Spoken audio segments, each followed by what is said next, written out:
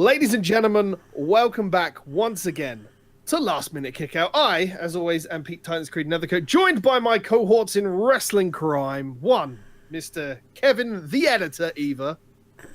How you doing, sir? I think somebody else is called the editor on a different wrestling show. I'm very good, thank you. Well, fair enough. I'm sure there's a nickname. So I'm fighting for it. I'm sure there's a nickname you can call yourself that was not lost in the first intro that we did. Yeah, but it escapes me. I'm not gonna say it does. Joining us, as always, is the paragon of DDP Yoga. I was gonna say, you forgot there for a second. His name is one of many. It could be either John Turbo Finley or Turbo Drive Live, whichever one you know him by. How are you doing, sir? I'm fine. I'm doing fine. Brilliant. Fine. We are here to talk about the Jewel of the Arabian Desert, the crown jewel, which will forever be rough and dusty and lost in time to the desert, as WWE will probably want not to talk about this show again. But we are here to talk about the show, and I enjoyed it. Hands on the table, cards in the air. I actually had a decent time watching this, and I enjoyed the King of the Ring format. And I have said it many times before on this cast that they needed to do a King of the Ring format again. However, my fellow podcasting gentlemen, cohorts in crime, have got an alternate opinion. So please fire at me. Why? Okay. We both agree with the format, the tournament format and whatnot. Mm-hmm.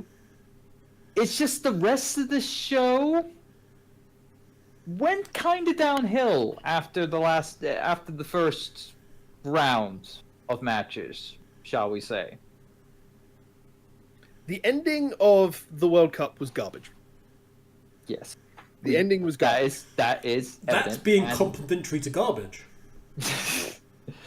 It's also having fuel to the fires of storyline that'll be going forward for the next few months as well, which is gotta be ridiculous. Which we will talk about when we get to that point. Mm-hmm. And as expected, I was expecting that the main event was going to be an absolute pigsty of a match, a la what happened at Super Showdown. But we will get into more details as we go along. Oh yeah. Mr. Kev, quick thoughts? We've not had your quick thoughts yet. Thumbs up, tournament. Thumbs down. Everything else? Everything else. Okay, I mean, we'll start from the basic that it had a hell of a show to follow up on Evolution.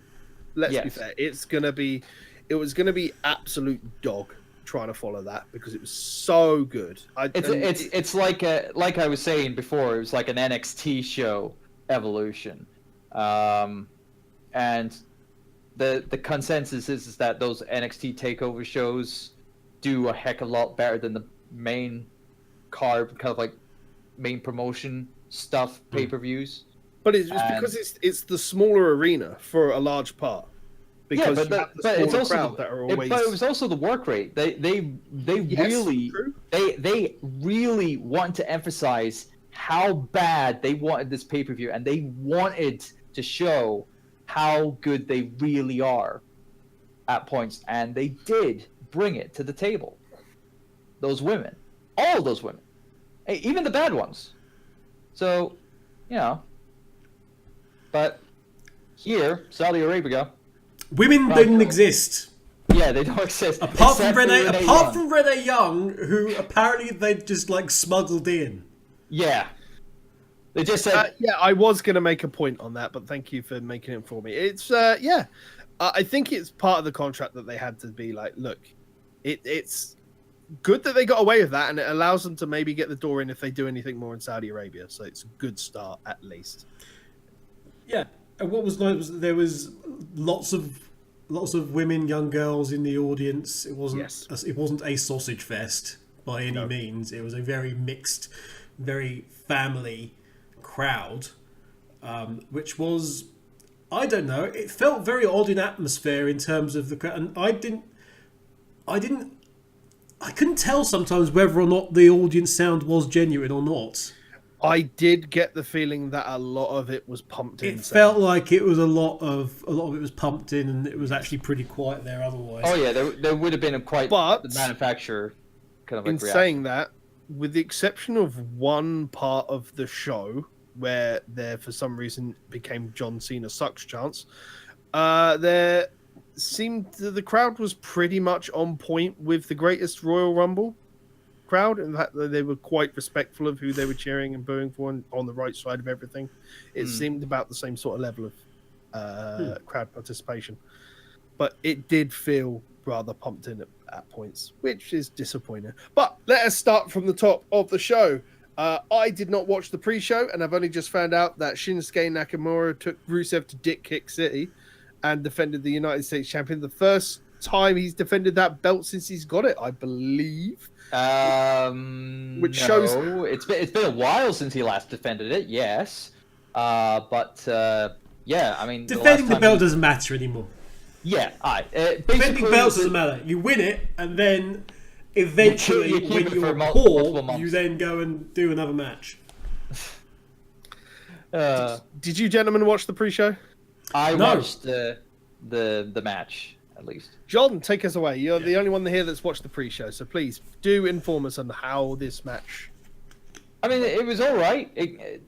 Shinsuke and Rusev were working quite well for what they were given, and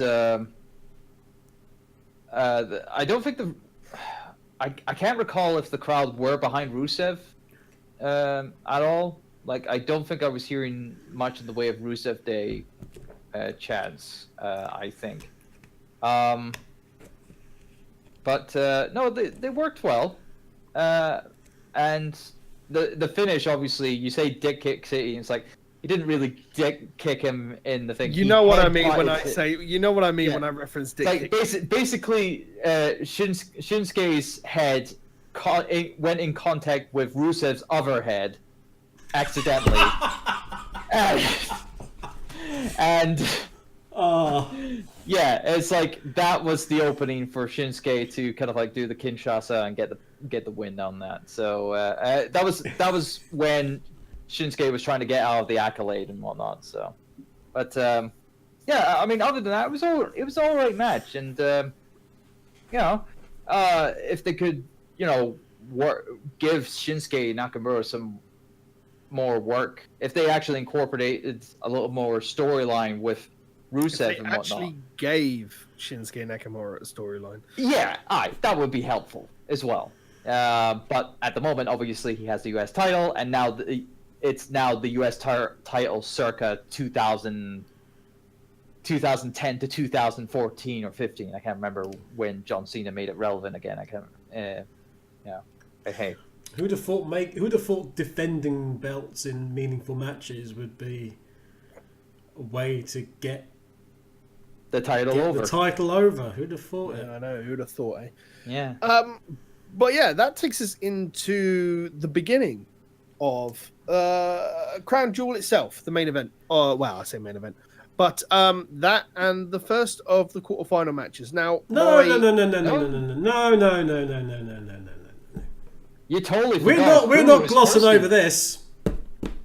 You want to talk? Oh yeah. Oh yeah. After you, gentlemen. Go ahead. Dev, go ahead. He's a real American. Oh boy, do you probably not want that music for him right now? Especially in a place like this.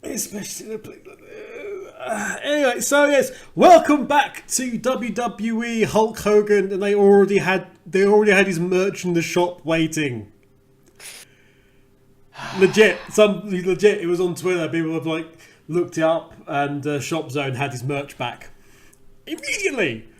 Oh, of course, he was wearing. Gotta get that Hulkamania dollar while we can. Yeah, we welcome back Hulk Hogan to welcome us to. Well, he actually welcomed us to the right event, thank God. Yes. He came out and he was looking bodily okay? No, he was looking large. Yes, he was definitely unfit. He actually pointed this out on Twitter as well. Like, and it's quite evident. Well, His when arms I were say shattered. bodily okay, I mean that he's able to stand, because it's Hulk Hogan and his back. Yeah. Or pelvis. All he's done is he's wrapped those 24-inch pythons around the weak points of his spine just to hold it in place. Quite possibly. Well, they are pythons, I guess. Yeah, they're highly trained pythons. At the end of the day, regardless of, and I don't want to skip over this. Maybe the music was the wrong choice. Oh yeah. Maybe the host was the wrong choice. Maybe Hulk Hogan as a host was the wrong choice, considering what he's done and how open a lot of the WWE superstars, the coloured WWE superstars, I want to say. I haven't seen a lot of the Corsican superstars really speak out on the Hulk Hogan issue so much, but maybe I haven't been looking in the right places. I know definitely the New Day have been the most vocal. But even then, they've stated that they just won't work with the guy, but they'll always listen to what he has to say. And at the same point, he has apologized, for better or worse. I don't think anybody that says words to what he has said can ever be apologized for. Yeah. And you can never take the fact that he may or may not say those type of words again. Anybody that's capable of saying them once is capable of saying them again. Yeah. The problem is that he's not apologizing for how he said it, or him saying it. He's apologizing for the fact that it got out. Yeah, he apologized for getting caught. Yeah. So that, which doesn't it doesn't excuse him for the fact that he did it in the first place, because I have a feeling that this is completely there for the sake of the fact that John Cena wasn't there. Yeah, he was a nostalgic act. Yeah, well, it was obvious. If Cena was there, Cena would have opened the show and done exactly the same kind of speech to the same thing he did at the Greatest Royal Rumble. No, not Greatest Royal Rumble, but the same speech he did there and the same speech he did in his last appearance. The same way he did in Australia. Yeah, exactly. And then his match would have opened the show. Yeah. Yeah. Okay. It's pretty much going to have been the same thing. That's all it would have been. And considering that Cena is essentially the American Boy Scout at this point for the current generation or the previous one, you're expecting the same thing. You shouldn't gloss over it, but then you shouldn't really worry about pointing it out. I mean, I'm not saying live and let live. I'm saying remember and move on. Then, now, forever, remember. Indeed. I was going to say my only argument about the the quarterfinal matches for the World Cup is that it would have been nice to split them up between Raw and SmackDown, and I would have personally have preferred to see Miz and Jeff Hardy open the show rather than Rey Mysterio and Randy Orton. Because, and I love coming back, you guys have your thing you like to jump on. I'm going on to the fact of Randy Orton is fucking boring. My God. Is he? That promo. Is he? That promo. Fuck me. What was he Randy Ortoning up on the mic? He was definitely doing something. He was doing something. That's about right. He was doing something. Rey Mysterio, always a delight to watch, regardless. And the match was serviceable, and I really did enjoy how the announcer called out the accolades of each qualifying member. That was really enjoyable. That was a really nice thing, and hey, why not do that more? Point out that these guys have got done fantastical things. Yeah, I think what was it? That was per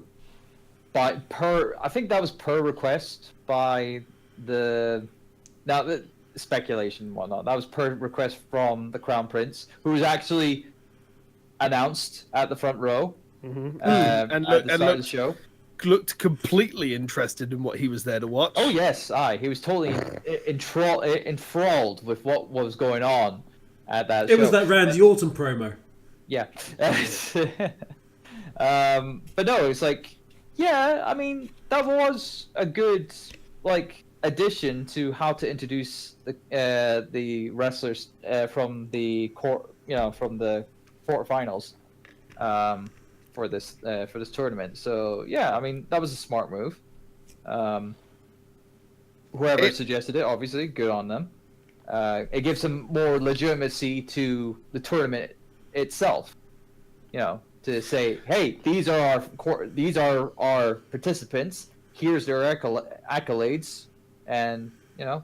It also makes you feel. It also makes you wonder if a large part of it was to appease the crowd and go, "Look at all this star power we've got! 8 former world champions, several Grand Slam winners among them, and a partridge in a pear tree, and a Leo Rush that needs his head fucking flushed."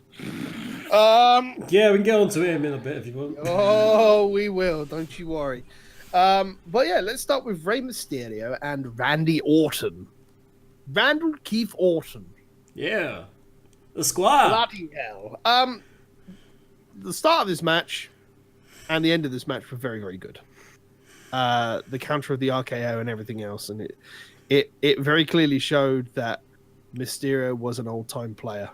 Oh yeah. Orton and everything they else. Definitely brought back their kind of like chemistry from back in 2005, I think it is, or 2006. Yeah, because Orton and Mysterio had a bit of a feud going into WrestleMania that year, and in a tasteless kind of like angle, regardless. But still, the work rate was all right, and it was definitely the case here. Not as many, Randy Orton headlocks made in this match as it would normally happen. Well, he was only there for 15 minutes. I mean, yeah, he was. Wasn't there for long. In fairness, the pace wasn't quick either. Yeah. No, I mean the match definitely felt longer than 5 minutes. I'll give it that. But a lot of this card felt like it took a page out of Evolution's book with fast matches. To keep your crowd busy, rather than stacking a 4-hour show with 8 half-hour matches. It too much. Yeah, exactly. Yeah. But I definitely liked how it finished with Rey Mysterio getting that flip over roll up. Yes, just like being able to do that. I'm gonna spoil this for his second match. He tried to do it a second time and it wasn't as smooth. So sadly, but at least he was able to do it the first time. And Rey was the recipient of the "it's a tournament, so one person has to have the crap beaten out of them for the next round" award. Yeah. Actually, one of the most interesting things was Rey just coming out on the stage in the first place, because obviously Saudi Arabia, where they were, there was some very slight edits to things. For example, Rey's Tron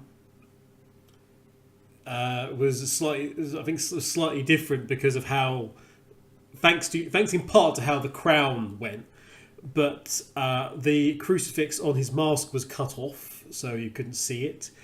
Rey's crucifix was missing from his mask entirely. Yeah. When he was wrestling, and also the T-shirt he was wearing was a variant of what it was, and it had like the R of the RM as opposed to, again, the crucifix symbol. And he didn't come out doing his usual thing that he does with making the sign of the cross. He also didn't point to Eddie when he did the frog splash in his match as well, I believe. It was there was a lot of Rey's personal belief were basically put to the side for that match. It was very aware of the situation and everything that was going on. It was so weird, actually, not seeing. And it was on the graphic as well, actually. They photoshopped out Rey's crucifix from the graphic. And it just looked so weird. You're so used to seeing that sort of defining symbol and how the mask is, that when the mask is You take away one of those key elements of the mask, and it's really different. That's how strict the Saudi Arabia, kind of a country is against other religions that are not their own. So, but again, but for luchadors, obviously the mask's such a massively important thing to fundamentally change an aspect like that. Yeah, it's really, really damning, essentially. So big thing. Indeed. And I'm appreciative that Rey Mysterio was able to do that. I don't know if he had very short notice for it, or if he would have had notice for quite a while, at least from the qualifying match. And he was okay to do it because I would have thought it would have been eating him up because of that, because it is a part of his. We don't know the gentleman on a personal level. We don't know how deeply religious he is, although obviously he's mixed it so much. Yeah, he's pretty religious. If he was asked politely to remove it from a lot of the showmanship and he agreed, then I don't know. It would have been asked politely rather than been in a contract for anything. So, but the fact that it's something so very specific to one wrestler is. But you have to remember that a large part of religion, regardless of whichever religion you represent, worship, whatever, a large part of it is to respect thy neighbor. And I imagine Rey, being as religious as he is and comes across, was going to respect the place he was in. People. Exactly. So if he was asked politely to do it, I understand that that's probably why he would have done it. Yeah. Understandable. I think our main thing is, well, how was he asked then? That's the thing that you can sort of go, well, because that company. Yeah, well, I mean, at the end of the day, we're not privy to such situations. We can only make comments on what we see. Yeah. So it's that. But I'd like to focus a bit more on the match. For as short as it was entertaining to watch and everything else. But I would also like to move on. So if you guys got anything else you want to say on this first match? No. Not really. I'm going to move on to my boy, The Miz. My boy. Oh. My boy, The Miz. Oh. I love this man Multiple so much. Miz. Indeed. Miz versus Jeff Hardy. What a match. Fuck me. What a match. This was a decent match. I loved it. No, it's good that you loved it. It's like I thought it was a good match. It's like I'll definitely commend Miz with his work with Jeff Hardy here. Definitely some really good spots, and of course the finish was amazing. How he was able to counter that. So some good creativity, but then I think we would come to expect that from both of those gentlemen. Indeed, absolutely. But I had a big issue with this. Oh, really? In that Jeff is so slow now. He's old. Jeff he's is very so old. Slow. And he's gone through so much in his career. Well, no one's denying that. But it was so slow, it took me out of the match. I think there are two problems to really lie with this. One, everybody's expecting Jeff to take some proper time off. And we have been for months now. And yet, for some reason, he's still on the road. Yeah. Secondly, The Miz, while he has a very good work rate, also plays very, very safe, and it could have attributed to a lot of Jeff's slowdown for it. I mean, you only have, and we'll talk about this later because there were a couple of spots, but you could tell the movement was a lot slower in Miz versus Mysterio as well, because there were a couple of missed spots because of the speed there. Yeah, Miz is a slower pace normally, yeah. Yeah, exactly. And that could have been why it took you out of the match. But it's a thing with Jeff generally now, because he still wrestles in terms of how he moves and the moves that he links from one to another. Mm-hmm. Like he can move about 1.5 times faster than he actually can do now. So whilst he's doing things like, say he were to do a poetry in motion with somebody, and let's say Matt is back in the ring. Mm-hmm. Yeah, if he were to do a poetry in motion now, it previously, give it even 5 years ago, it would be sprinting in, springboard off, leg into the face job.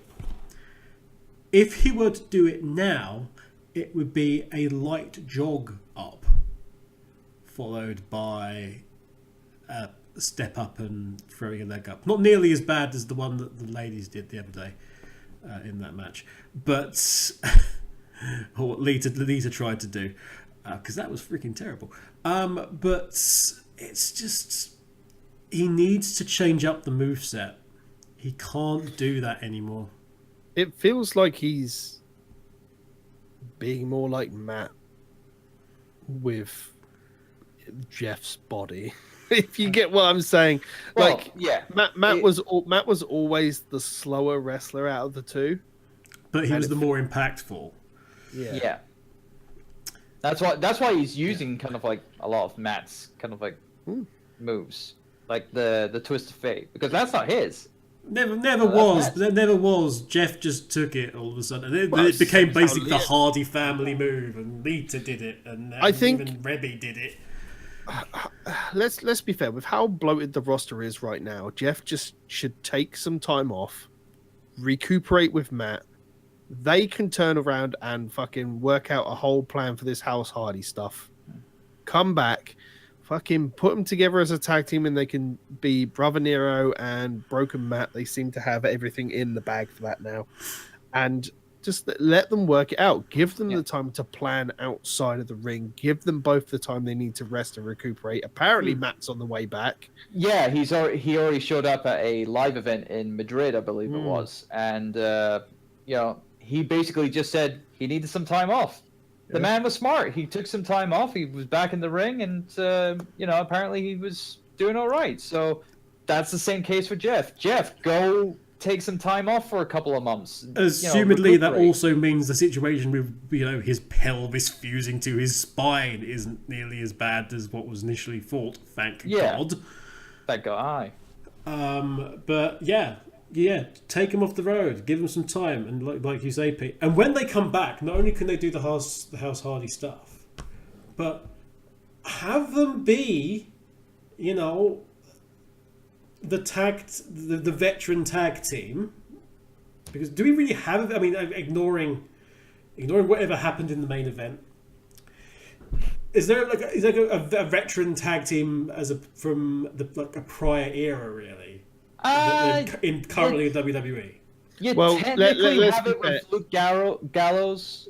I know no one remembers what's going on with those. I know what you're saying, and I think the only ones they could possibly even get away with doing it at this point, and you might have to correct me on this, is going to be the Acolytes, because the Dudleys are done. Yeah, Dudleys are done. Edge and Christian are done. Yeah. So you then have, if you want to have John Cena be the guy that you just wheel out every so often, have that as the Hardys then. Have the Hardys as the ones you wheel out every so often as your Babe Ruths, but from for tag teams. And you can also have them basically be like the yardstick which all the other tag teams want to measure themselves against. Did we ever get the Hardys and New Day? No. Did we get the Hardys? We got the Hardys in the bar, I think, didn't we? Yeah. Yeah. But things like Hardy's New Day, the New Day would freaking love to do something with them. Just have them go around and just be like the tag teams. All the tag teams coming up on your main tag teams have a go against the Hardys. They can learn, then they've got that on the resume, and it's a sort of thing that you can put together and have little showpiece things. Here's what you do: bring back Bray. Get the Wyatt family together. The Wyatt family attack Jeff Hardy and be like, Jeff, we know about your demons and everything else. And, and then the story begins all with Jeff fighting the demons. Then you have Matt to come back and say, don't fight the demons, embrace the demon, and then instead of having the whole thing that they did in TNA where he stops him being the high flyer, that's how you have Matt take Jeff, they disappear off air for a couple of weeks. You know, the Wyatt family do their promos and be like, we scared House Hardy away, blah, blah, blah. They come back and you actually have Broken Matt and Brother Nero or Woken Matt, whichever one they can get away with using at that point. It's Woken in WWE now, so... I'm not sure where the legality of stuff rules because there has been agreements with TNA and bits and pieces. Well, that's the funny thing because Matt said that the Halloween Hardy was very much Broken Matt. Yes. So, but you could do that, and that gets you the ability to at least try and work out a proper thing of Wyatt's versus Hardy's in a kind of proper where they could probably properly pull off the deletion stuff properly, maybe kind of, and they can just fight for the hell of it, and that's how you can rekindle them in a sort of storyline that makes sense. But it gets Jeff out, they can work stuff out. Wyatt gets back on the TV and does something because they're trying to work out something with him as well, and then go from there. You know, the wheelhouse is there. The Bar will willingly do anything tag team related. The New Day will do anything for a fucking laugh at this point. You know, there's lots of stuff that can be had there, and heaven knows there'll be a lot more freedom to play with on SmackDown than there would be on Raw. Yeah. You know? Yeah, all in all, I enjoyed the match. Kev obviously didn't. A slower Jeff Hardy. John, thoughts? I thought it was all right. You know, I mean, I'm kind of like in between the two of you. Things like I didn't think it was a great match, but I didn't think it was a bad match either. Miz was on top form. Jeff was okay. But I totally agree with Kev that, yeah, he needs to get some time off and be able to recuperate. Yeah, and, I agree with that as well. You know, and that way he might become a little more limber and, you know, be a little bit faster. Yeah. Hey. Moving on. Seth Rollins versus Bobby Lashley with the man who deserves to be washed into a sewer and left to rot. I was going to say, why did this have to happen? No, I mean, don't get me wrong. The man Bobby Lashley didn't need to be in this match at all. You could have had any other replacement for him, for John Cena, because this was originally going to be Seth Rollins versus John Cena. But John Cena obviously wanted to protect his public image and his career. Could you imagine the opening of the pay-per-view of John Cena versus Seth Rollins? That would have been fantastic. What a barnstormer of a match that would have been. Yeah, because John knows how to work. You know, Seth is a worker. Yeah. Look, I'm just gonna get my point out. Leo Rush, I understand the point of him. All right, I do. I get it. He's there. He's essentially a really shit Paul Heyman, but he's doing the job right of getting people to hate both him and Bobby Lashley. I get it. I get it. Yeah, you haven't seen him wrestle, have you? Leo Rush? No. Yes. At this point, I would rather sculpt my eyes out than have to watch anything to do with Leo Rush if he is fucking as annoying as he is in the ring. No, he's actually decent. If he just drown him out, he's actually a decent wrestler. Some of his work in 205 Live is actually all right. I've seen a couple of matches. He's okay. It's like he's nothing special because he does do a lot of high flying stuff like everyone else in 205 Live. But still, he's decent. He works well. Problem is, yes, he does talk a lot. If I just have to listen to another, my boy, my man, Bobby Lashley, my man. Look at my man. Is he not everything that you desire? Lashley, shut up. It's so... If you have to watch a wrestler on mute, he's the sort that you don't want to watch at all. Do you remember those Attitude Era things in like where they would beat a wrestler down and then they'd get a mic and then they'd just talk at him while they do it? Leo Rush is the kind of person I imagine in a ring who would get a move and he'd get a mic and it'd be like, my man, do you not understand that you're facing Leo Rush? I am the man. Are you talking? Are you talking about The Rock? Because he did that a lot back in the day. A lot of people as a heel. Yeah, and he was a heel, yeah. But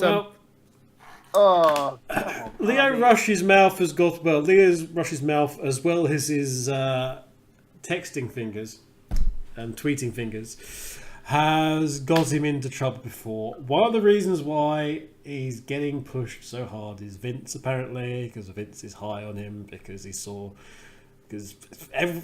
somebody saw the social media promos that he cut a while back, and then that somehow got to the writing team, and then after the writing team, it somehow got to Vince, and apparently Vince is one of the reasons is apparently Vince is in his ear.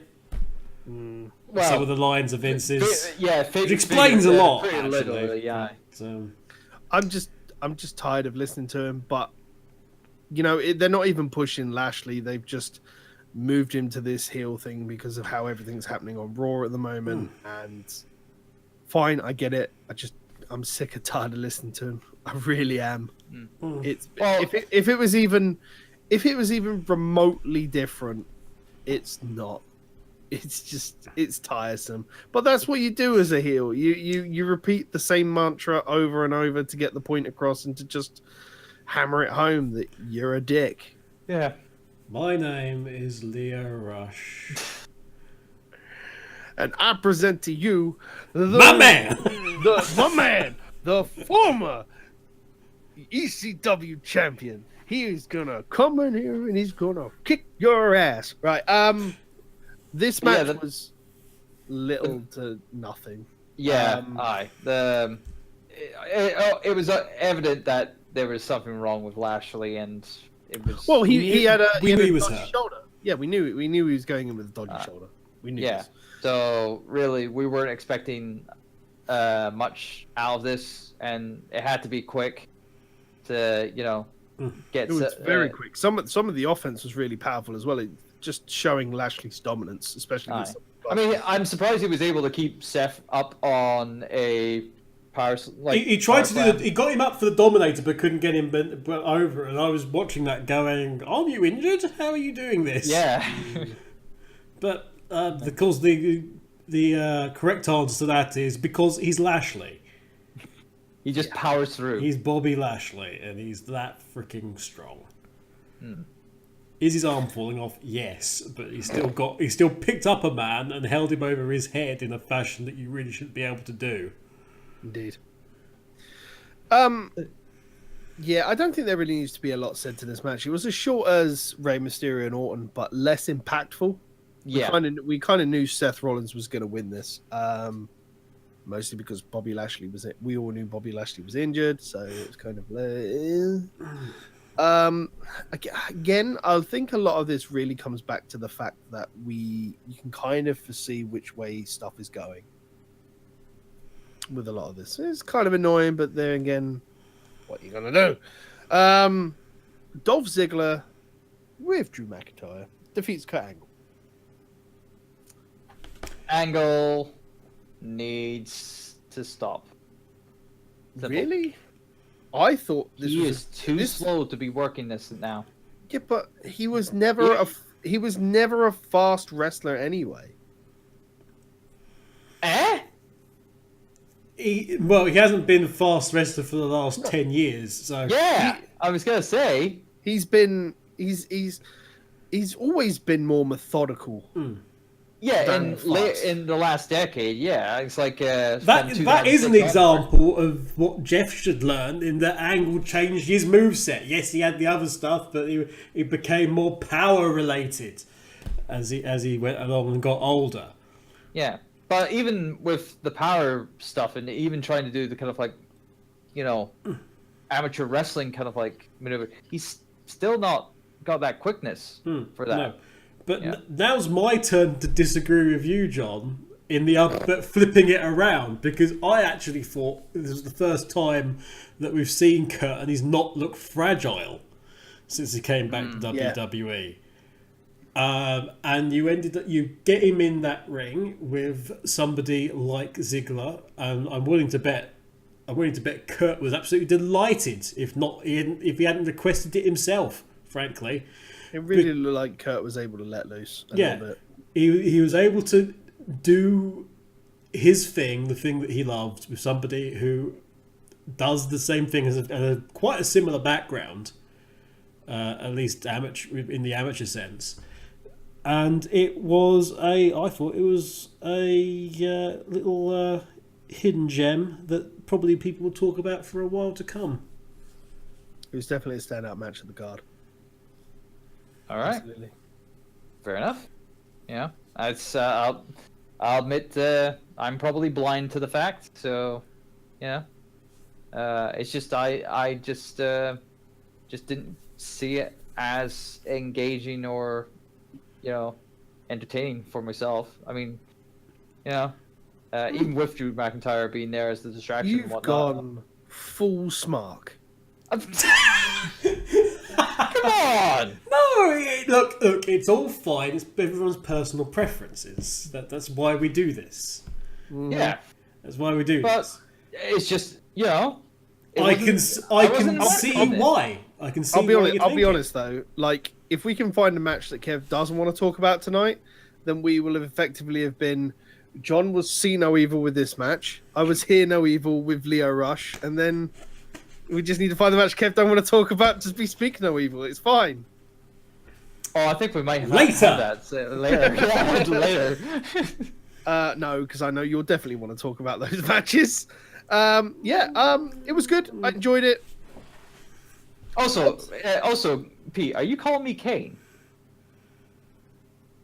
Sure, why not? You can be a big red monster. Why not? Or Yeah, because if I see no evil. I got the reference. You don't need to explain the joke. You should have just let it lie and see Hang all the. hang on, let me just double check what the date is, just in case we're in trouble here. No, it's definitely not March the something. No, it's May. May the something. We're fine. Just don't say the date, otherwise he might turn violent on us. I'm going to go on to another match that I enjoy.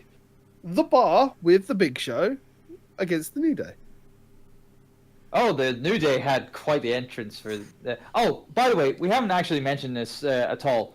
My God, practically every superstar had pyro for their entrances. Yes. Hogan came out to more pyro than the last Mania had. Yeah, so it's ridiculous how much pyro was being used in this show. That's Saudi dollar. That's Saudi dollar. You've got to remember that there was also pyro for the Greatest Royal Rumble, and yeah. I have a feeling that it's actually part of the stipulation of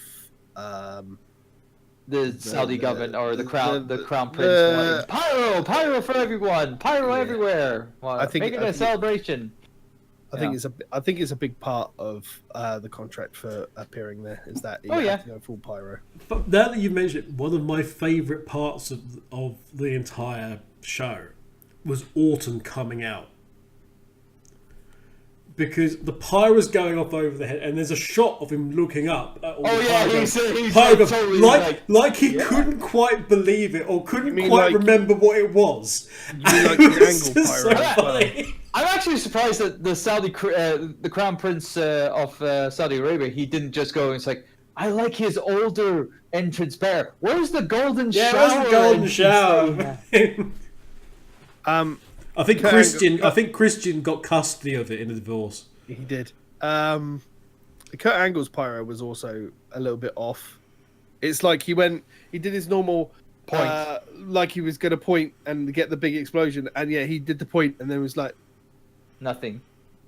and then like he put his arms down, and it was like, eh. And then Hello. Cool. But But yes, no, going back to the New bar, Day's and the bar the of the- New Day's entrance, because didn't they have to come in style? Well, true. But also when apparently when Cesaro and Sheamus now do the fusion dance, they make a big show. So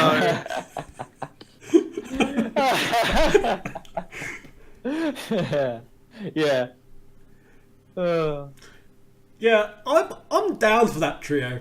I'm fine. Big Show's not doing anything.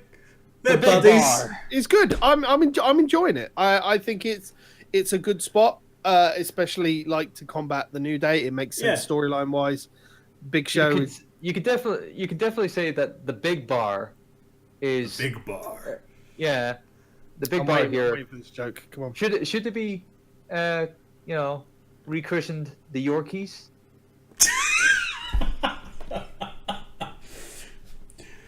No, they can't be called the Yorkies because the Yorkies they're not for girls, and we're trying to promote this whole thing. Oh right, of women wrestling. So no, they can't be called Yorkie. There's a nice British humour there. Sorry for the American audience. A very chunky chocolate bar, which was advertised in the 90s as being it's not for girls. Just for a second, I will punish myself for it. Cool. There we go. Get back to what culture with you. It also begs the question that if they had Hornswoggle instead of the Big Show, would the bar be so low that it may as well be Limbo? The bar be so low, honestly. Why? I don't know. Well, if John's going to do bad humour, I will also lower the bar. And anyway, to the match. It was fun. It was decent. I mean, granted, what was it? New Day and the Bar, they keep giving good chemistry. You know, the New Day can wrestle everyone, and the only people they can have a bad match with are what were they? The Colognes. Do you know what? Are they still there? Yes, they are. Yeah. They were at the live show that I was at the other night. No, have you let their parents know? They must be on milk cartons somewhere. Have you seen this band? Last seen on television about. Last seen on television as part of a segment where the roster gets beaten up or something. That's pretty much it. But the New Day aren't going to have a bad match, and it's Cesaro and Sheamus aren't gonna have a bad match either, and I think they've proven that. All the way back when they did their best of 7 series. Yeah, and again, it's a question to the fact that Sheamus is still chugging along, even though he's had his problems and whatnot. So, again, kudos to the man to just keep going, and be able to work with a partner like Cesaro. I mean, granted, it's good that they could work together quite well. I feel bad for Sheamus because Sheamus is one of these guys who goes from really strong part gimmick storyline thing to something that is really weak, and the minute they break up the bar for whatever reason, he's gonna be he's gonna be solo wrestler again, and that's gonna be sucky. Well, yeah, it's unfortunate, but he's doing well at the bar, and long may the bar reign. Together as a team. But it was in Saudi Arabia. It's called Crown Jewel for a reason, Gav.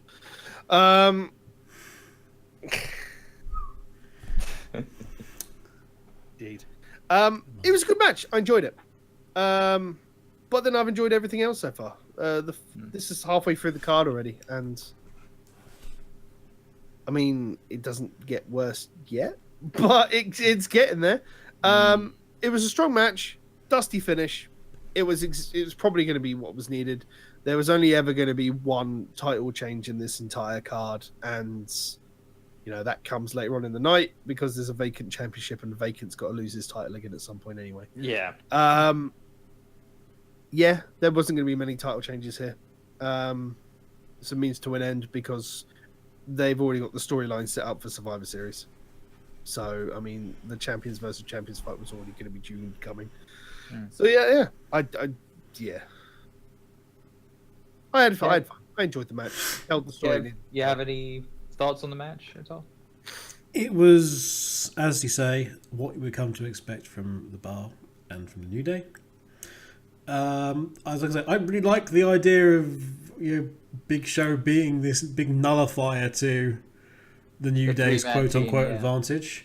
I like the fact that the Big Show was really, to use a cricketing term, he was sledging the New Day for half of it. I thought that was fun. He was putting them off in that way as well. If you look, that was nice.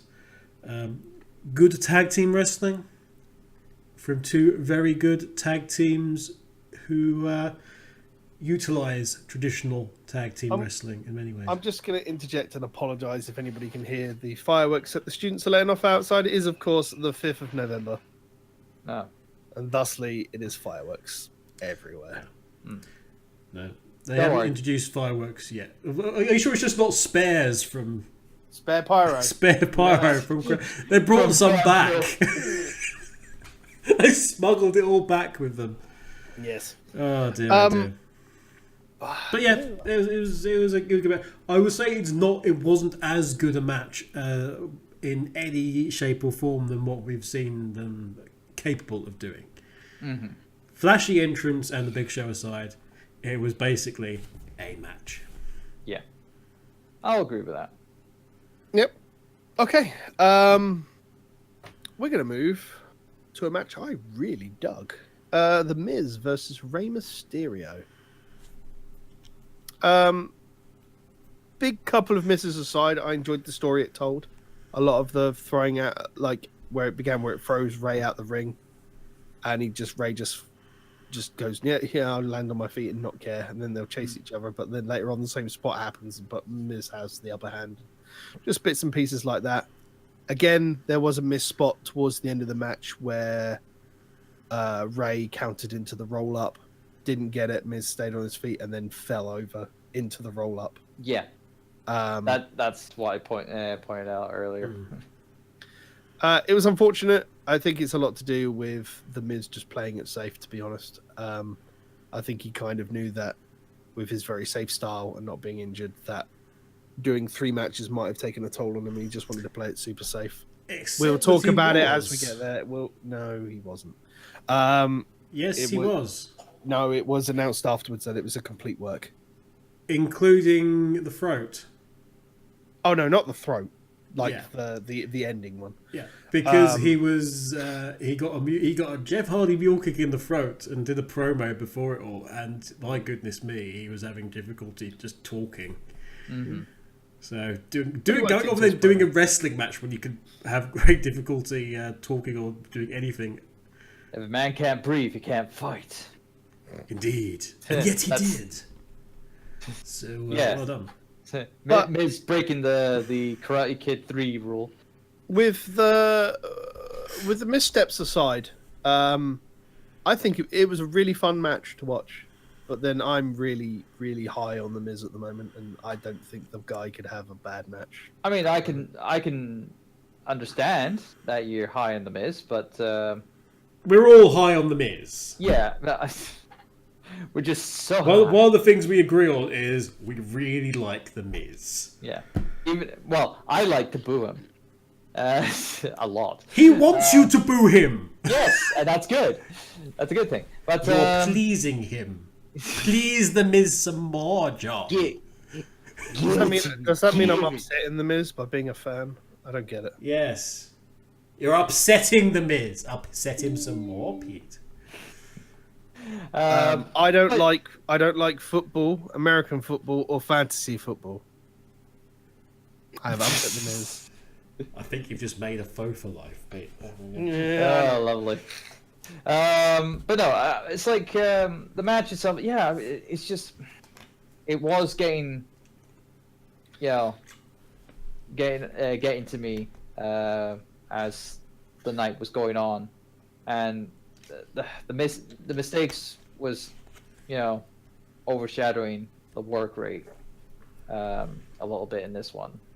I'm sorry, I was just that one spot was just taking me out, and one spot. It was so pronounced. I can see what John's saying. From my side, hey, I'd like to see a promo. I'd like to see not a promo, a program between the two of them. I think that would be something that would be very interesting to have, because you could sort of take it in the similar direction to Mysterio Jericho, because the Jericho of that time is sort of similar-ish to the Miz of this time. That said, it was an okay match. It was to use a word you use, Pete, it was a serviceable match. Otherwise, I thought a lot of the second lot of matches were very. I have a feeling that I'm not going to be able to keep up this positivity if you're going to keep bringing me down.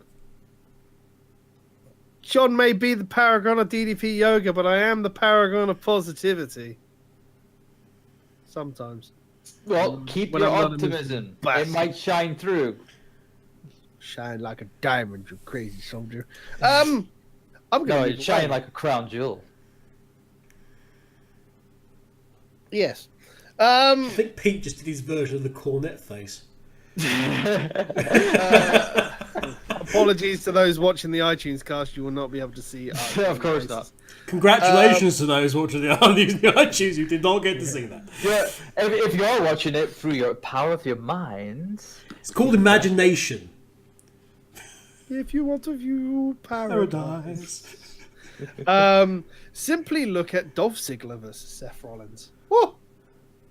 okay, it's okay, but it wasn't as good as either their Iron Man match or their SummerSlam match. Oh no, absolutely not.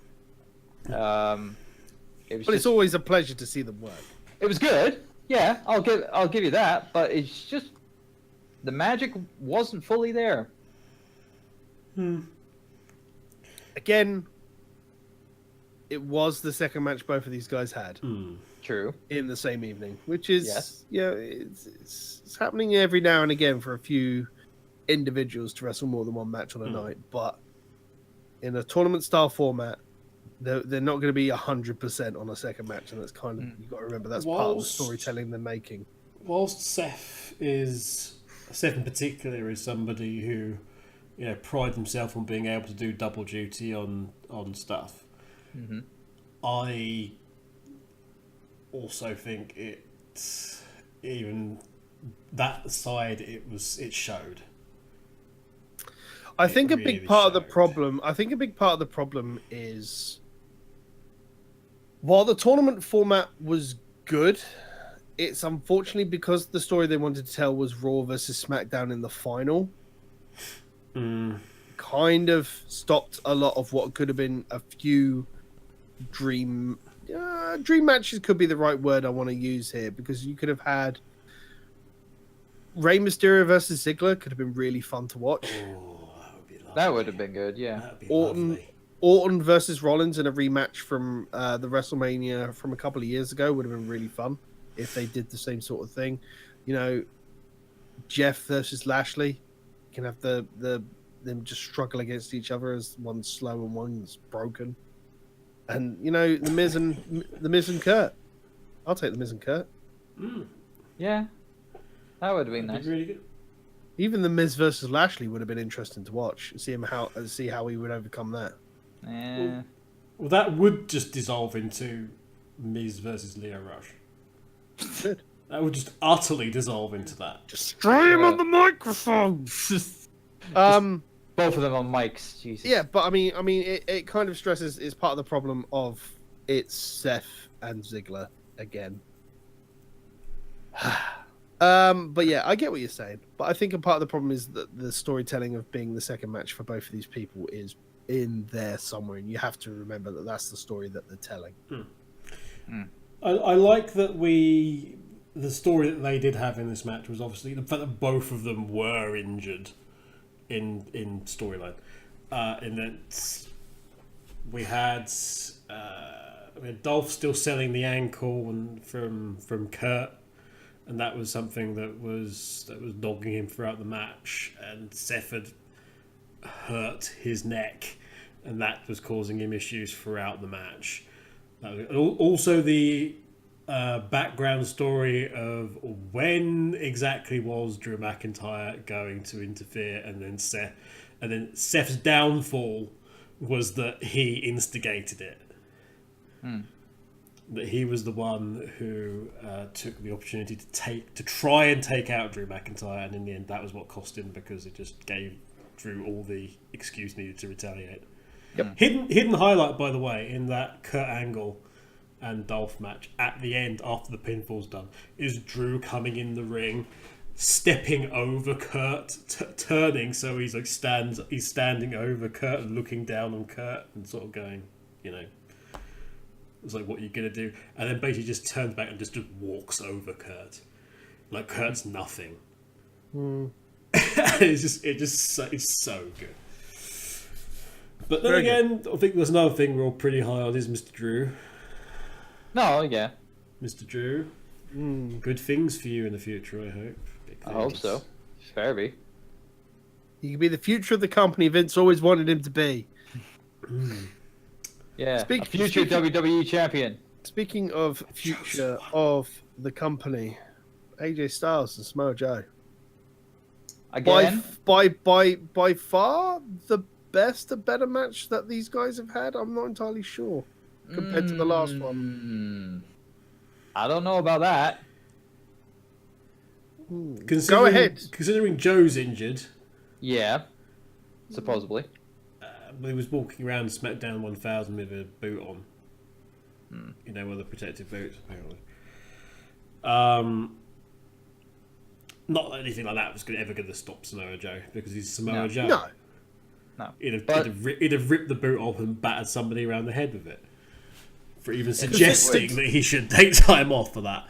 Considering that this wasn't a stipulation-based match and it didn't end in a dusty-ish finish, I think it's one of the better straight matches the two have had in recent times. I think that's a fair sentiment to say. Yeah, but still, even with that, it's like, there was notable kind of like chemistry, obviously, but it just like with Seth and Ziggler, it's just not, the best. Their stuff earlier in the summer was better. I think the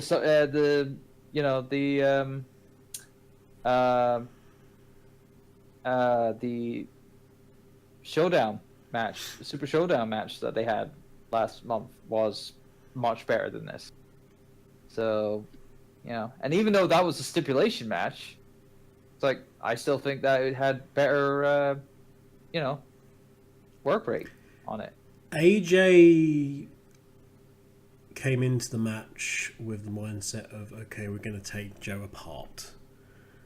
And it continuing on the fact that he was injured and he was working on the leg. Yeah, there was psychology in that. Yeah, it worked on the leg, which also played into the whole thing of Joe's weakness as from previous issues of SmackDown. And that was all good, but in a way, the fact that AJ had dominance for quite a lot of the match actually ended up taking away from the match in my estimation. It worked. They are much better versus each other when they are more equal or more slightly towards Joe. Yeah. In this instance, it was the face was on top from pretty much the get-go. There was that nasty table spot. On the Saudi table, wasn't it? No. Yeah, and it was like, has AJ got any ribs left? Let's hope so. And that was the turning point. It was a mistake by the face. But even after that, AJ had a lot of the match, and I don't think it was as good a match as a result, because the balance was all off. Fair enough. I have a feeling that this match falls down on 3 reasons. 1, Brian refused to do Crown Jewel. Fair enough. The man's got principles he's trying to follow. That's fair. Funnily enough, he didn't want to, like, the whole factor of him having the Miz match at Super Showdown. He wanted to lose that match. Apparently, yeah, and that would have made more sense. Yeah. So I was kind of wondering. Continued with the 6-month plan to WrestleMania, because then the Miz would have won the title. Yeah. All right. So they purposely fucked you over. Pete, somebody at WWE Creative watches this podcast. They know. Somebody watches it and is like, "That's a good plan." But it's if we follow it, let's make sure follow it. Yeah. No, it falls down because of that. for one. It falls down a secondly again. And I realized it wasn't going to happen when they turned around and Michael Cole said at the beginning that he becomes the 9th person with the longest WWE championship if he wins the belt. That kind of factored in as well. How long is it until he beats CM Punk's reign? January at mid-January at latest. So he will lose the belt of the Royal Rumble. He's a couple of days away from Hogan's at the time of recording, I believe. Which is we get to mention his name again now, so that's good. Yeah. I was half surprised they didn't say that just so they could set up Hogan beating AJ. Oh God. Hogan's not. Well, thankfully it's only Survivor Series this month, and it's just the champions versus champions. We'll talk about that in a short second. Yeah. At this point, AJ is now going to keep that belt until the Rumble. Which point he just fucking lose it to the Miz or Brian.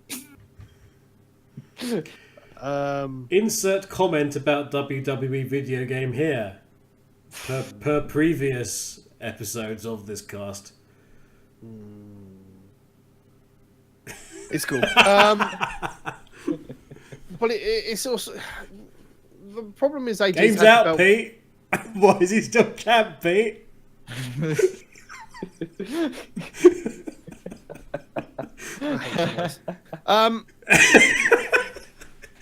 AJ has had the belt. Like, it's all right having a long reign, but it's having a long reign and it becoming stale. He's only just become stale in the last. No, he's been stale for a few months now. Like, really? It's about this. I'm not sure if you harken this back to the CM Punk reign, like it was about this time or slightly before that they changed Punk heel, and that refreshed the entire run. Okay. AJ turning heel would probably be the next logical step, in that Joe pushes it. They do a Gargano basically, and Joe pushes AJ so far. That if it happens, it's not going to happen until after Survivor Series at this point. Yeah, and I'll talk more about that in a minute, because there'll be a solid reasoning behind my thinking there in a minute. I foresee it coming. I really do. And it's to do with actually the next two matches as well, why I think he's going to be going heel sooner rather than later.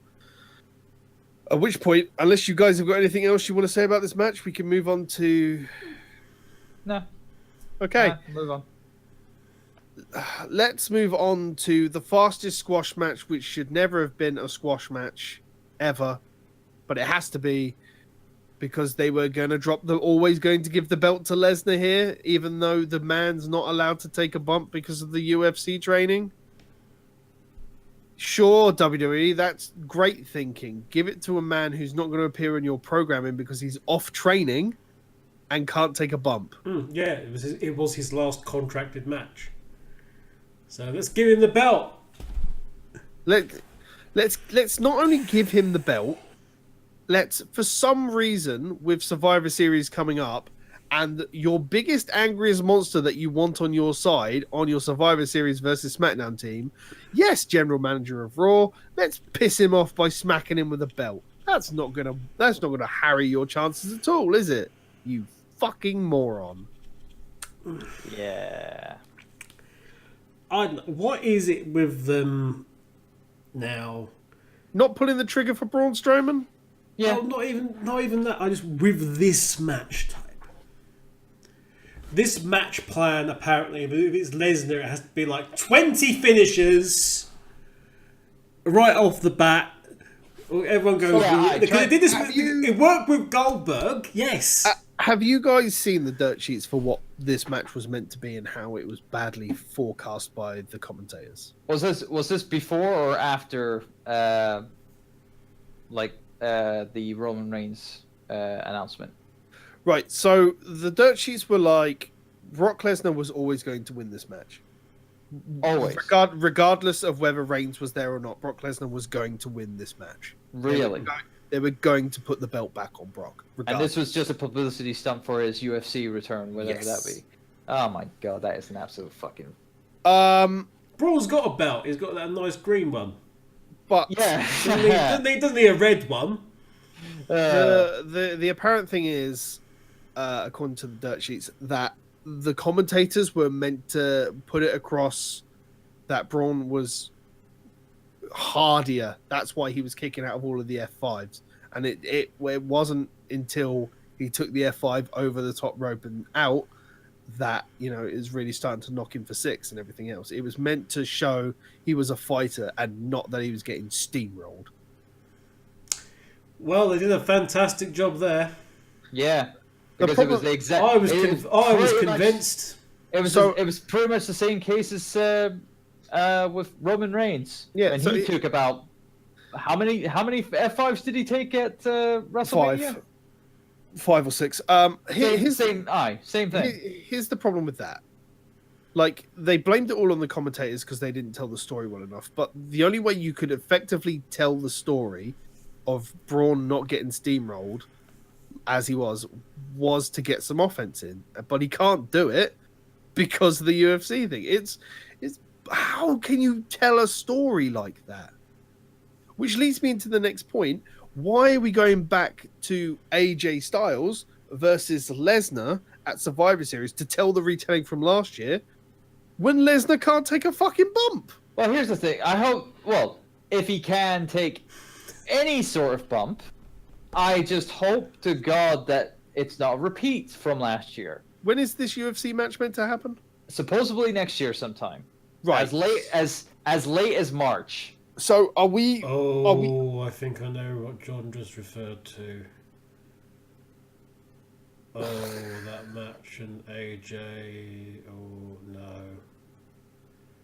Yeah, well, yeah we got really worried for AJ halfway through that match. Because last year, it was a good match, regardless. Yeah, it was a good match where it was like, it's just AJ got obviously one F5 and that was it. He was done. You know? But that's what it's going to be. And again. I just hope to God it's not the same case again. It has to be.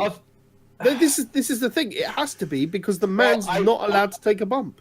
If that is the case, I am definitely going to be marking Survivor Series down a lot lower than it is, because if it's just a repeat of last year with that match particularly, it'll get a heck of a lot more. I worry when AJ's in the ring with Brock because he ragdolls so much. There are only a couple of reasons why Lesnar wasn't going to take any bumps from Braun. One was because of the UFC.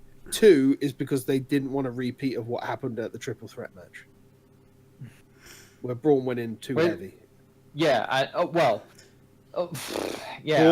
went in too heavy. I would have thought Braun would have learned from that mistake. He learned his lesson when Brock punched him in the face and his skull was moved. Yeah. But I don't know. I think it's a really fucking stupid decision to put that belt back on Lesnar after literally after the minute they dropped the belt from Lesnar to Reigns, and specifically even got Kurt to say on the air that there is no way in hell they were going to put the belt back on Brock. You know, they knew Brock wanted to go to the UFC. He wanted his rematch, whatever, fine. The fact that I don't think it was more Lesnar was always going to get the belt, and I think it's in response to the fact that Reigns is gone. Regardless of what people say, I would have just put it on Braun. But at this moment, they are literally going to make Braun win the Rumble, and they're going to do it off the fact that he's won a fucking Battle Royale, he won the greatest Royal Rumble, he's the most likely contender to win the Rumble. He'll go on, and his big moment will be winning it at Mania. And that, because he's not going to get anywhere close to that title until the Rumble. They'll be like, the way they'll string it is Paul Heyman will be on Raw, and he'll be doing the thing about Brock, and he'll be like, Braun Strowman's never getting anywhere near this title. The only guaranteed way that Braun can get anywhere near the title now, Money in the Bank is gone, is the Royal Rumble.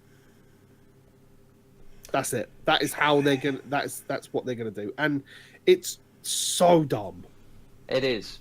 I'll agree. It is the stupidest thing that they could ever conceive for the future of that title, and especially with having Brock Lesnar as his champion and whatnot. It's fucking ridiculous.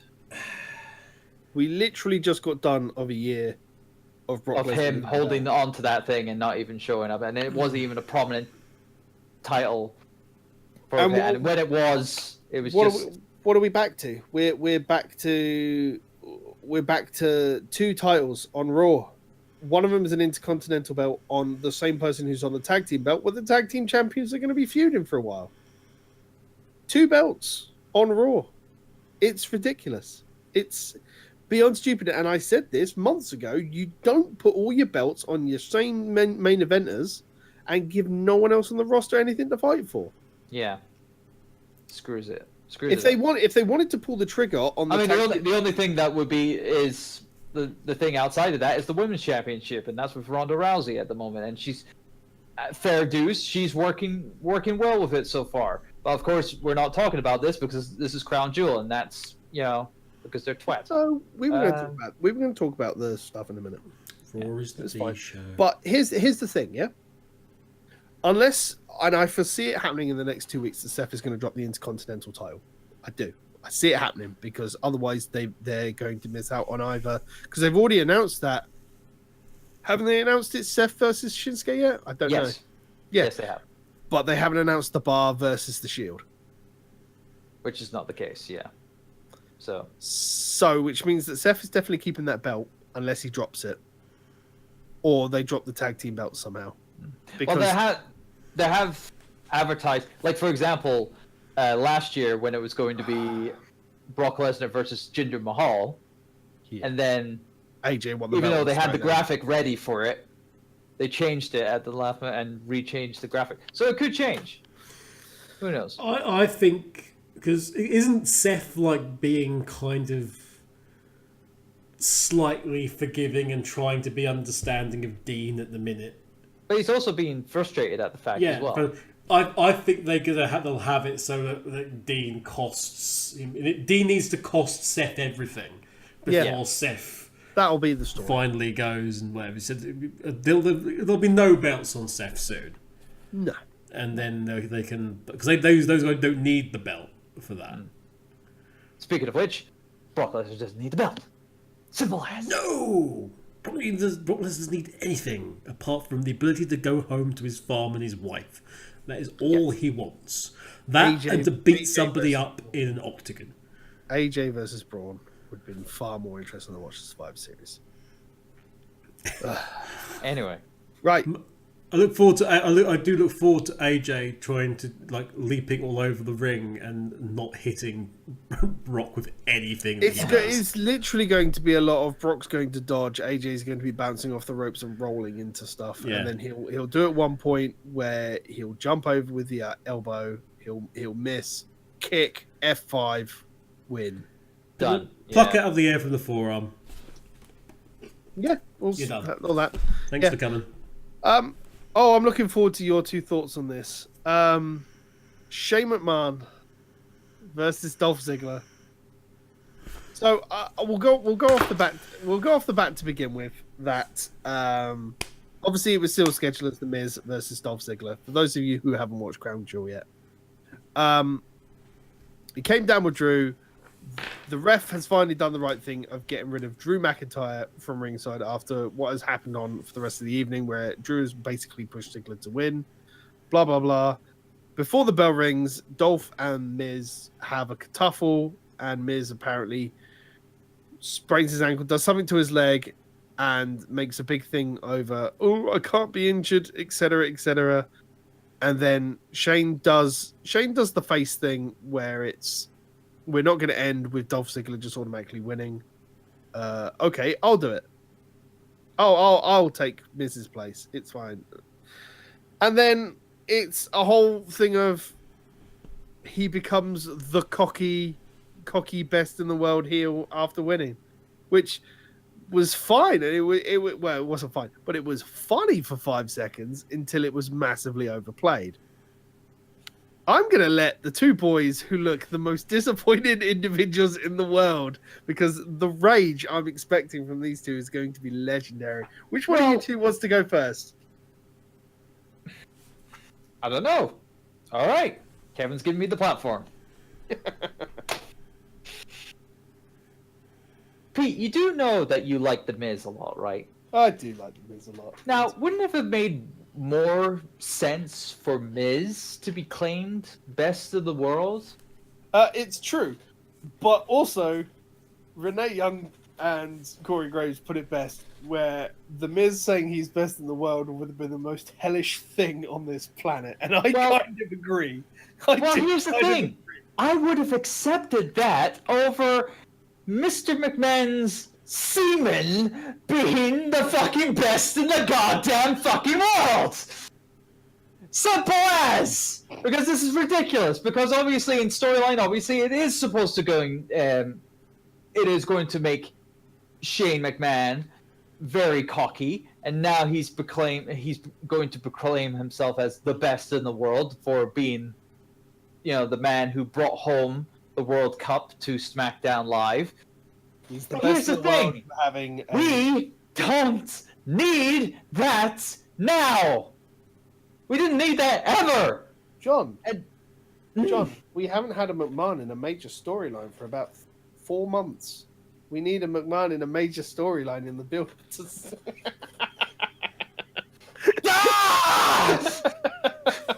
Someone gif that.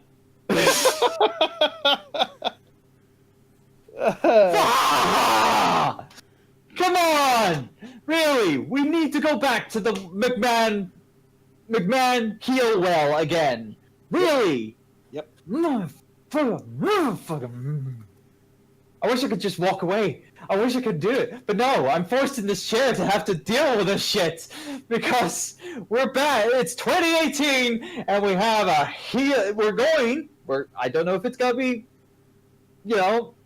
ground down, sorted, because SmackDown Live hasn't aired yet, and we don't know if this is gonna play out, but it's going to play out to be Shane McMahon's going to be the cocky heel now, and he's gonna be all big-headed, and now someone's gonna be feuding him for against him down the line, and it's gonna be a Mania thing. My God, it's going to be Daniel Bryan versus Shane McMahon. Oh my God! Please don't say that. Jesus! Do not say that at all, because knowing you, that will fucking happen. Now, granted, it was okay for blimmin' Shane McMahon and AJ Styles at WrestleMania, and that was fine. But do we need to have it again, but this time with Daniel Bryan in there? It's... Fucking hell. The McMahons have successfully vanquished WCW now. They now need to vanquish the entire indie division through your indie heroes.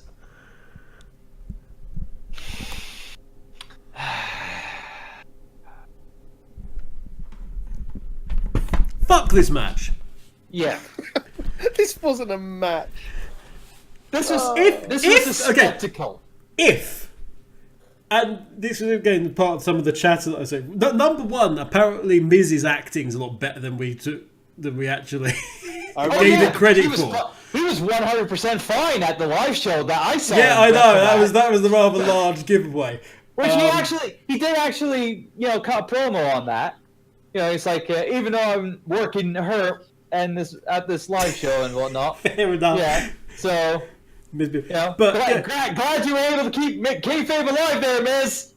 But yeah, no, it was the fact that he was, his knee and he went down and, he was trying to get himself up by the barrier and he looked invisible to stress, and get the fact that, Pete, you mentioned he was, says, I don't get injured, because he was yelling at the, because that's something he's very proud of. Again, like Jericho in that way, just like, I never get injured. Because the thing is, from the harking back to the Bryan promo, I'm always there, I never get injured, I do this properly. The fact that if it had been a thing where it had been, something that was just been done on the fly, legitimately on the fly as a way of doing that, we'd probably have a lot different thoughts about this. But no, fuck this. Fuck this match. Poor Dolph. Poor Miz. Yeah, I do. Everybody, I do feel sorry for Dolph. Nobody got to do anything, and the World Cup, John, was already a joke. From its name alone, it was a joke. Oh yeah, because a World Cup that of featured America. America's Cup. World Cup of America. Yeah, America's Cup. So who was there anybody that wasn't from America in it? Right. No. Right. So the only person that was not from America was Drew McIntyre. And he wasn't even in And he wasn't in it, but he was at least vaguely part of it. Can we? Well, technically, he was associated with the World Cup. So technically, technically, technically, Shinsuke was in the qualifying match for the World Cup. Technically, yeah. Yeah, So but was we don't Rusev. qualify. Never mind the qualifier. Well, so was Rusev. Rusev was in the qualifiers, wasn't he? Yeah. Rusev, Finn Balor was in the qualifiers, I believe. Yeah, we had some foreigner kind of like representation in the qualifiers, but all of which were beaten by the might of America.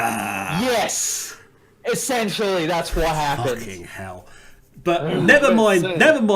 USA. The match was crap. I felt so sorry for Dolph and Miz because it was the entire thing was set up quite for Miz to become this absolutely obnoxious abomination, and it was weird in itself because it had been with it being a heel versus heel match initially.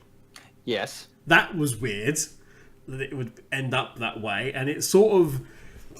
I mean, I think even the commentary team sort of noted that that it seemed that people were more cheering for Miz. Yeah, of course. With the two, which he's a god, as they should do.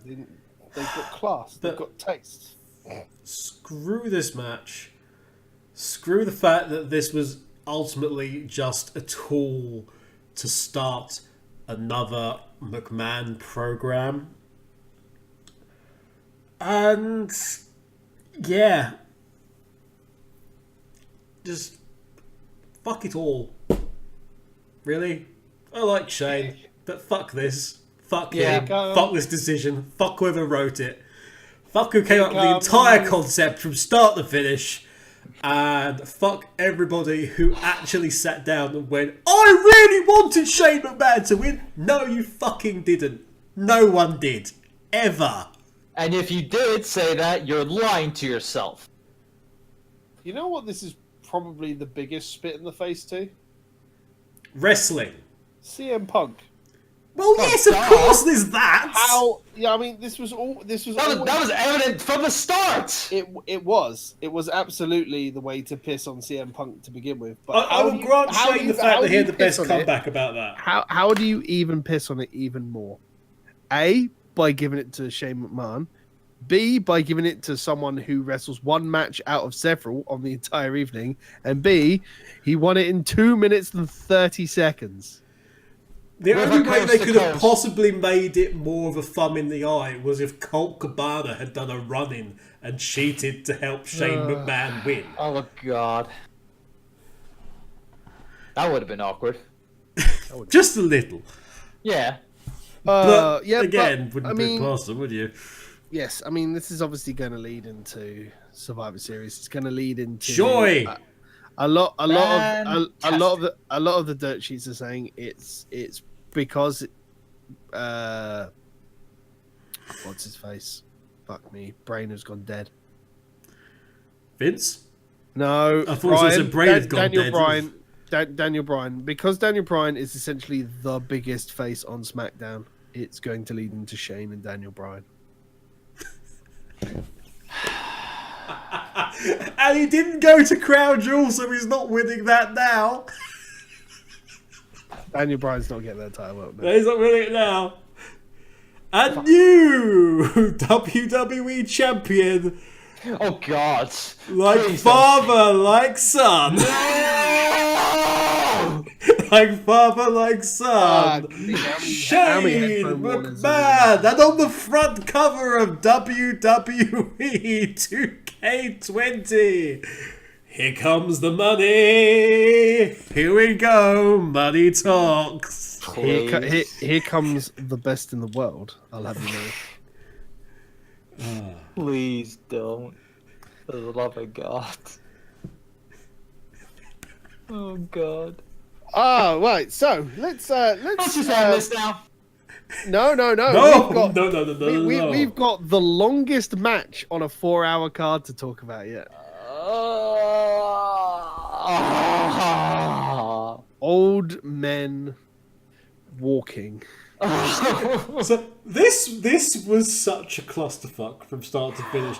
But before we get there, one thing, and I noted this on the LMKO Twitter @Faces in Peril, which you should all be following.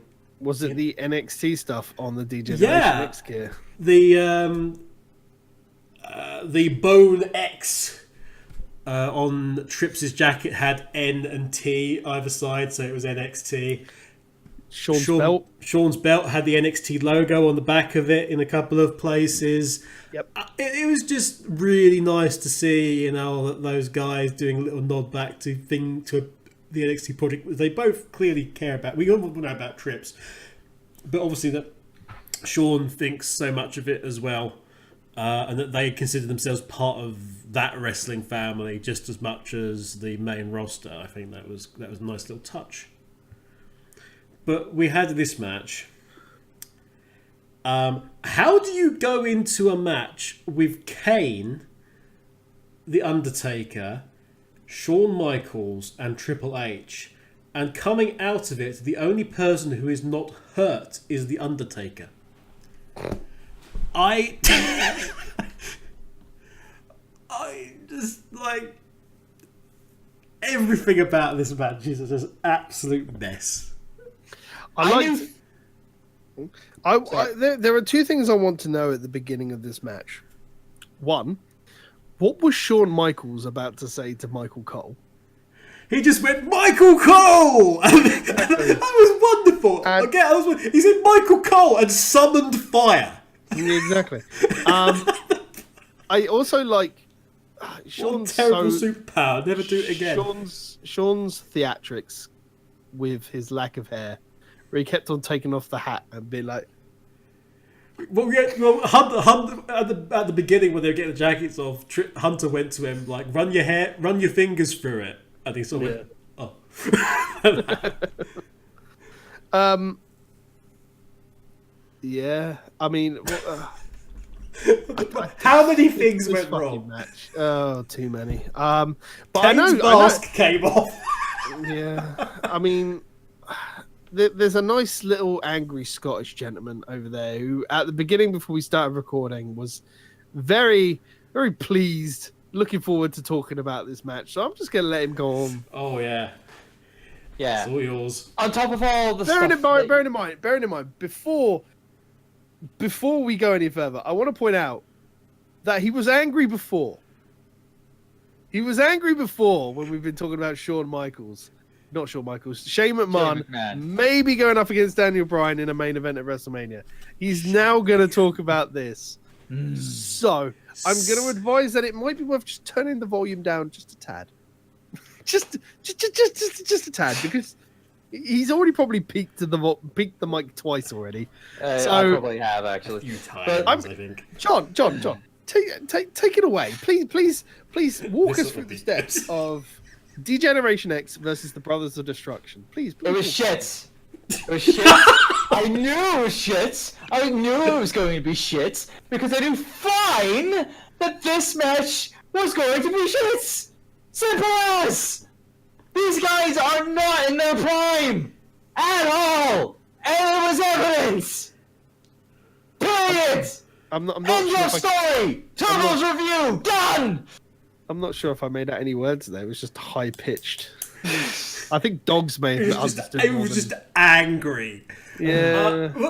Why is Tripp still doing the round the world, whatever he calls it? The Ric Flair bump of flipping over the ropes. Yes, I don't know why he's still trying to do that. Every time he has like a major injury that isn't, leg related, It's his bloody elbow or his arm, and he's hurt it from doing that. And he's torn his pectoral muscle, and it's fucked WrestleMania because they now won't be able to do Batista and him because he's hurt himself. It's just like, why do you keep doing this? Yeah, stop. What's even worse, he even did that spot while Shawn Michaels was in the Tree of Woe. Well, he was doing his. Shawn did his corner and up and almost over and out spot, and then Trips did his up and over and out spot over the top of it. Yeah, which just. And it's like, Jesus Christ, guys, you are killing each other. Also, the blooming confusion with Triple H and Undertaker trying to. They threw each other into the barrier. Yes, they threw each other into the barricade. How the fuck do you do that? Basically,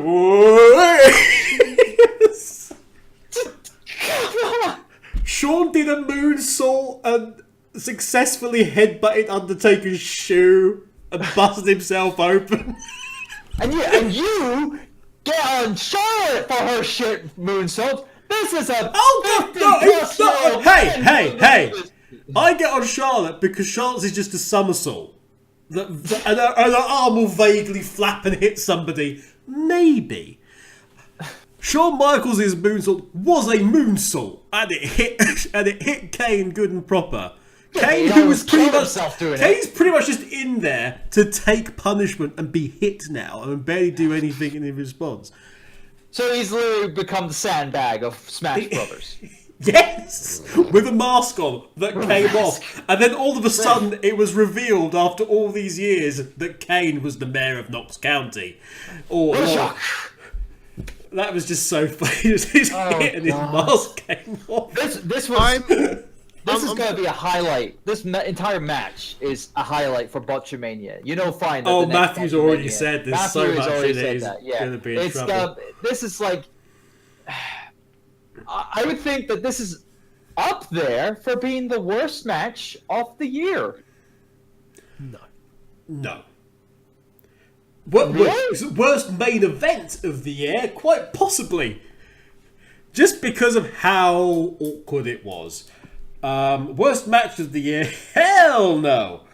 But in terms of worst pay-per-view main event of the year, most certainly it is one to be talked about and remembered for years to come. And let's hope Taker does have another match now, because God knows we don't want that to be the last one. The Taker farewell reunion tour is no, it's next year actually. Well, the Taker the farewell Taker tour's next year now, is it? Yeah, the inside the ropes thing.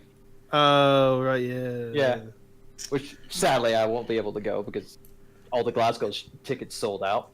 Ironically. Just say your name. Yeah, Hi, I'm John Turbo Finley. No. You're Turbo Drive Live. You've cameoed on the Completionist. You're the Paragon of DDP Yoga. Thanks, Gerard. I have a DDP Hall of Fame ring. It's actually a Ric Flair one.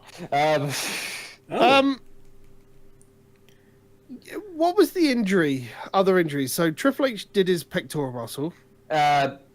Shawn Michaels got busted open somehow. Yeah, he because it was on the moonsault. He was up headbutting Taker's boot. And what happened to Kane? Well, he lost his mask, but he lost his mask. He was bleeding. Oh, so it wasn't a serious injury. It was he was roughed up. Everyone was basically stumbling around. With the exception of Taker. They were knocking themselves, 2 weeks into Sunday. Yeah. We got to see some good stuff. I'll always mark out when we get to see the guillotine leg drop. And then I think, oh my god, this poor man and his replaced knees and hips and whatever it is. It's like, why is he doing this still? I'll be honest. I mean, looking at this match, I was highly expecting Taker and Kane to win. I didn't think the X was going to walk away with the W on this one.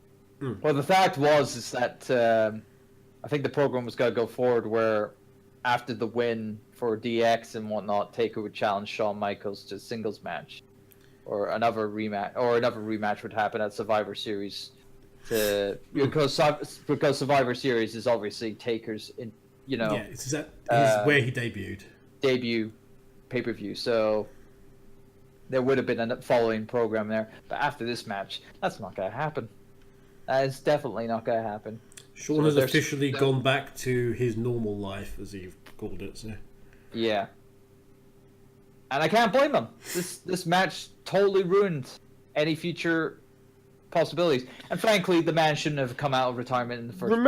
Remember when I said it was either not the last one we did, 2 shows ago, when I turned around and went on this big tirade of wrestlers coming out of retirement and ruining themselves and their matches. Do you remember that conversation I had? Yes. Yes. Well, there we go. Let's look forward to Survivor Series, I guess, before we go round up a show. So they've already announced. It was quite funny because they announced Brock and AJ. They announced. They announced 2 other ones, and I wanted Becky Lynch versus. I wanted to talk about Ronda that one Rousey. last. I wanted to talk about that one last. What was the other match they announced? Shinsuke versus Seth Rollins. Okay, yeah. So, but they when they announced Becky and Ronda Rousey, it got the biggest cheer out of all 3 of those matches they announced. So, it obviously shows what they're aiming, like what their biggest draw is going to be off the bat of that. Many people are hoping that will main event Survivor Series. I doubt it. I doubt it. But I wouldn't pass them. As long as we don't get another 2-minute fucking squash match headline in the event, then it's fine. I don't think Ronda Rousey is not a Brock Lesnar. No, it's kind of evident that she wants to work a match. My point is I don't want Brock Lesnar to be headlining the show. Oh yeah, I don't want Brock Lesnar and AJ Styles to be. In fact, actually, that's not what happened last year. When that was the case. But the Survivor Series match is generally the headliner because that's the screw job finish. Yeah. But anyway, I'm already looking forward to the Ronda Becky stuff based upon Becky's promo the other day. She's been very active on Twitter, actually, because there was the initial graphic had like Ronda like in front, slightly, and Becky immediately launched on that, and you put us side by side, or else. Also, Becky has officially challenged Seth. What? Well, no, because WWE put up a thing from one of the other house shows that was going on at the same time as John was enjoying Aberdeen, WWE Aberdeen. Mm-hmm. Because Seth was in Madrid, and WWE tweeted the man of Madrid, or the man of #WWE Madrid. Seth then tweeted Becky and said, what do you think about that? And then they had a back and forth. Seth then said that, somebody said, because obviously Becky's thing is, hey, that she is the man. Yeah. Seth then said that, I seem to recall somebody saying to be the man, you have to beat the man, and Becky just went, name the time and place. So Becky's just like, I'll fight Seth Rollins. Fight you on the beaches. And she was it was kind of funny because she was wearing I think she was wearing a t-shirt that says I am the man. Yes, that's her thing now. At that Aberdeen show as well. Yeah, there's probably some new merch for her then. Yeah. Or it was I am the Mac, maybe, I don't know. No, it would have been I am the man because that's her I'm the man is her new thing. Yeah. Which is again sticking the thumb in Charlotte's eye. Yeah. Yes. But anyway. I think it's a good point to wrap up the show. Survivor Series is in 2 weeks. However, we will have an episode that is going to be slightly late because our editor-in-chief is having a fucking holiday. Yeah. How fucking I've dare paid you. for this holiday, so I'm going to have it. Yeah, how fucking Have dare it, you, man. sir? Yeah. How I'm away for dare 2 you. weeks, so sorry about that. It's fine. But yeah, otherwise, well, that's that. So look forward to that. Yes. Time so for it will happen, scores. but it will be slightly late. Yes. And Time Kev, for as promised. scores, and from his Pete, mention- as No, he's going no, to go. no, Pete, no. Pete is No, going I said- first. No, Pete I is said going evolution first. that you're going first. Pete is going Kev. first. No. Kev's going first for once. Kev is. Is he? Yes, Kevin. He's is. editing this. I mean, Watch that's as- fine. Watch as but- Pete goes first.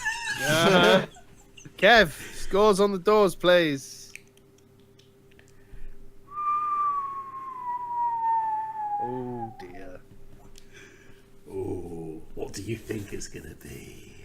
I think you're going to give it a 4. What do you think I'm going to give it, Turbo? I'm going to say I was thinking you would either be a 3 or a 4 myself. My friends know me well. It's a 4. It deserves a 4. If it wasn't for glimmers of possibility, it would have had a lot less. Put it that way. I almost don't want to ask John because I know he's affected by the downsides way more than you are. Well, yeah, indeed, definitely. So really, I said Kev's would be a 3 or a 4. He's going for 4. I'm going for 3 because I am more annoyed at the tail end of the show. And John, yeah. here comes the money. Look at it rain. It's that dirty Saudi money, though. Fuck that Saudi money. But no, 3 for me. It's... Can't they just sponsor the pyro for the rest of the forever? 3 for John. Right. This would be fun. Alright, Pete. Mr. Positive. Right, Mr. Yeah. Positive, give Go it on. to us! Give it to us. Come Give on. it. Go on. Dare to Come put. on! Dare to give it more than a 5. Dare to give this show more than a 5. I'm giving it a 6. You.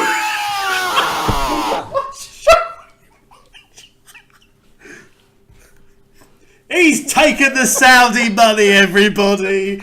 Now we know how. That's how he gets all the crap behind him on the wall. It's that Saudi money. That tails on his behind him on his couch. That's the agent. Clearly. Really? Seriously, you seriously think that all the matches, in the first 2 hours, were decent enough to hold up for the garbage at the end? I enjoyed it. Overall, you enjoyed it. Overall, I enjoyed it. I enjoyed, like, as ridiculous as it was, I enjoyed Shane McMahon running around like a fucking lunatic. Oh my god. I didn't enjoy Braun versus Brock. Legitimately, the only thing I did not enjoy. I like the match itself of Shane versus Ziggler wasn't brilliant, but I had fun. I enjoyed the ridiculousness of it.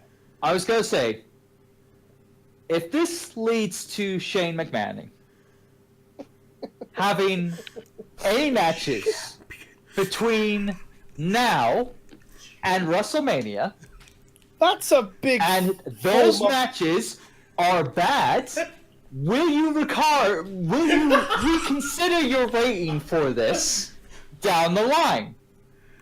The referee's decision is final. You son of a bitch.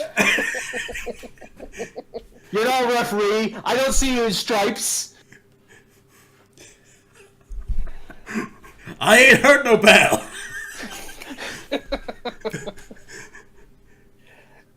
You're in the middle of my screen, John. You give him a bit of a ref bump there. Just well, it's in fairness, he made his case, and it is in all individuals. Remember, You've got to remember, and I say this to remind the viewers and ourselves alike that this is a sliding scale of smarkdom. Okay? John is very much clearly the biggest smark of us all. Yeah. I'll admit that. I'll put my hands up there.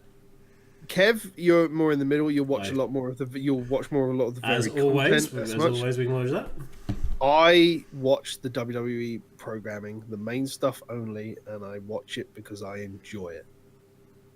There have been times where There have been times where I've not enjoyed it, and I've still marked it a lot higher than a 6.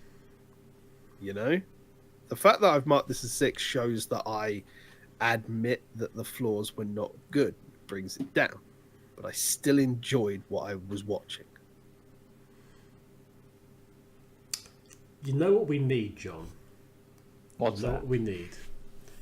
We need Shane McMahon versus Ted DiBiase's Shane McMahon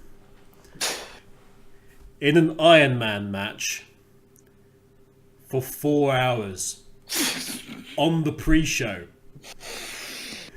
Are you building the WrestleMania pre-show already? Yeah. Yeah. Thank you very much for watching, ladies and gentlemen. Let us know your feelings on Crown Jewel itself, whether it be on our new last-minute kick-out Twitter, Faces in Peril. It will be in the description boxes wherever you are watching and or listening to us.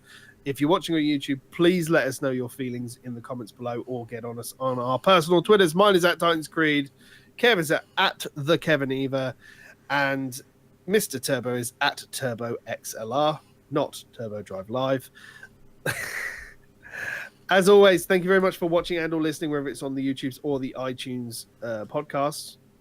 I have been Pete Titans Creed Nevercoat, joined as always by my lovely wrestling cohorts in crime, Mr. Kevin Eva and Mr. John Finley. Until Survivor Series, which will be a little bit delayed on our end, we will see you, or you will hear us, next time. Peace out, ladies and gentlemen. Bye-bye.